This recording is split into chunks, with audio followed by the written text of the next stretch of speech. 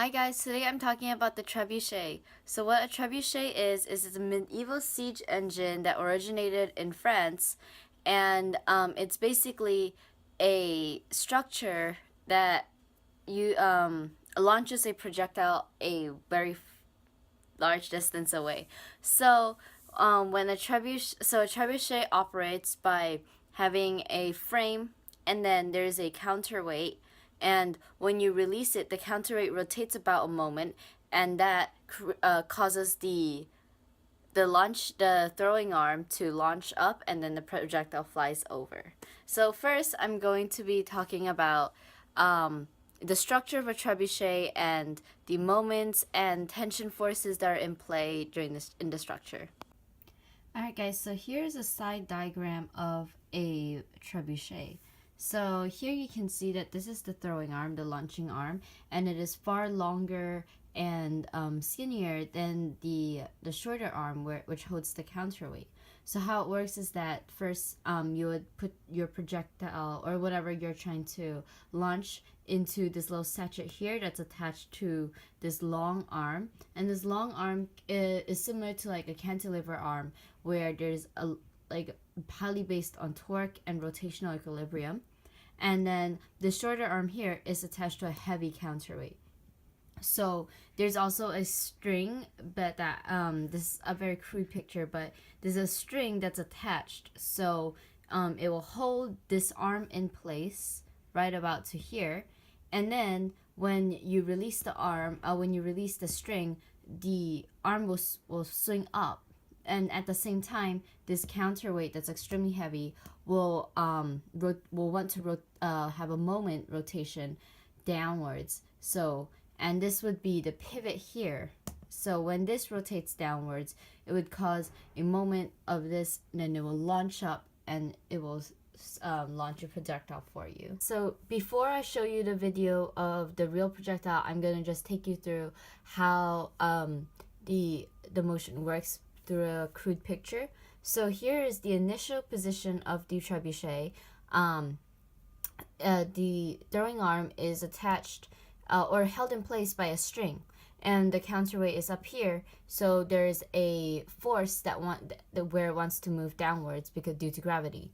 And then when you release the string, the counterweight will accelerate downwards, which causes this rotational arm to the throwing arm to have a rotational moment over, and then that will cause the projectile to swing out of this little sachet and to wherever you want to throw it towards.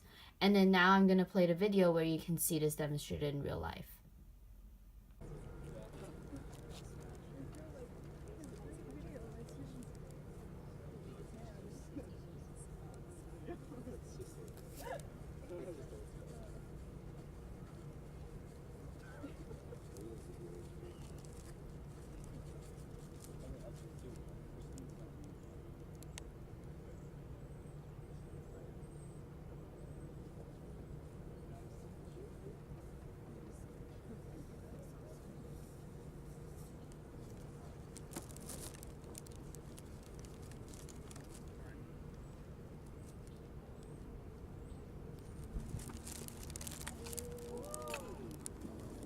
Alright, now I'm going to show you guys a video where the counterweight was not heavy enough because the projectile was too light.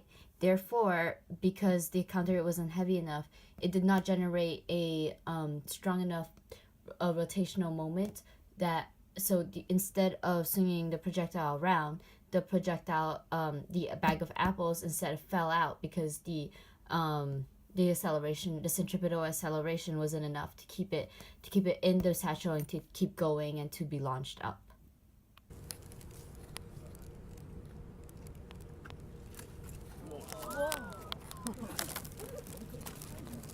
Alright, finally, I'd like to talk about the actual architecture and how these forces and these the components of the trebuchet are put together. So here you can see that the trebuchet is kind of like a like a triangular shape, so it kind of looks like an A-frame, and there's a truss in the middle to support it. And actually from the front, this is a front view of the trebuchet, is a better diagram of it. So first, you see that you have these supports here, these two supports that are triangular here. It gives it a very solid base, but also because of these supports, there's a moment inwards, and therefore you would have to have these braces here in order to support that. And so these forces will be in compression because these two are pressing down on it, and then it has to, so that these opposes the moment inwards. And so these supports, these side supports also offer extra support for when the to prevent lateral, so when there's lateral forces, for example from wind, it has to be able to support that and cause the trebuchet not to sway, and also to stabilize the trebuchet as the counterweight falls. So these supports basically prevent they add enough weight so that the trebuchet doesn't fall over, and that it can withstand the moment acceleration forces when the counterweight falls, and also allow the lever arm to rise.